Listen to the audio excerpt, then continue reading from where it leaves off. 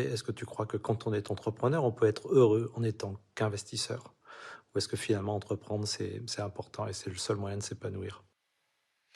Alors, je vais déjà répondre par la deuxième. J'ai toujours considéré l'investissement comme l'entrepreneuriat, à une différence près, c'est que quand on est soi-même entrepreneur et qu'on crée une société, on est un peu comme un parent qui devant s'occuper de nos enfants. Donc faut se réveiller la nuit, on a toutes les joies, mais on a aussi tous les emmerdes qui vont avec.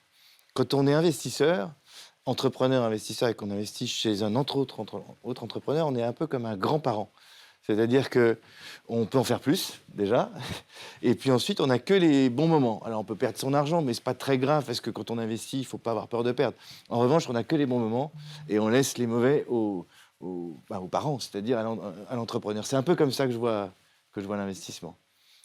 Quant à la première question, rappelez-moi la première C'était question. sur et donc la première question qui était sur, Molotov et Ah si, j'avais ce qui se oui. passe aujourd'hui, ce qui s'est passé, il y a 1 an ou 2. Si j'avais su, Marc, tu sais, si on savait comment se déroulait la vie, par avance, Ce est-ce serait qu'on moins aurait drôle envie de déjà. la est-ce qu'on aurait envie de la refaire? Je pense que la grande force d'un projet comme celui-là, d'entreprendre ou même de démarrer une vie de couple ou démarrer quelque chose que ce soit, c'est justement de ne pas savoir par avance ce qui va se passer. Parce que si on sait par avance ce qui va se passer, ben, on le ferait différemment.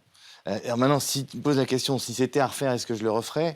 En ayant conscience de tout, oui, je pense. Je pense, parce que j'avais conscience déjà des difficultés que ce serait de créer Molotov. Je savais qu'on allait être pris entre deux industries, qui est celle des télécoms, qui distribuent la télé, celle des chaînes de télé, des grands éditeurs, qui se posent des questions sur l'autodistribution au travers de leurs propres services, et qu'on allait émerger au milieu de tout ça, que ça allait être dur. Mais comme toutes les belles histoires d'entreprise, celles qui changent un peu les choses, c'est toujours un peu difficile. On l'a vu avec Spotify, avec Uber, avec d'autres. C'est jamais facile.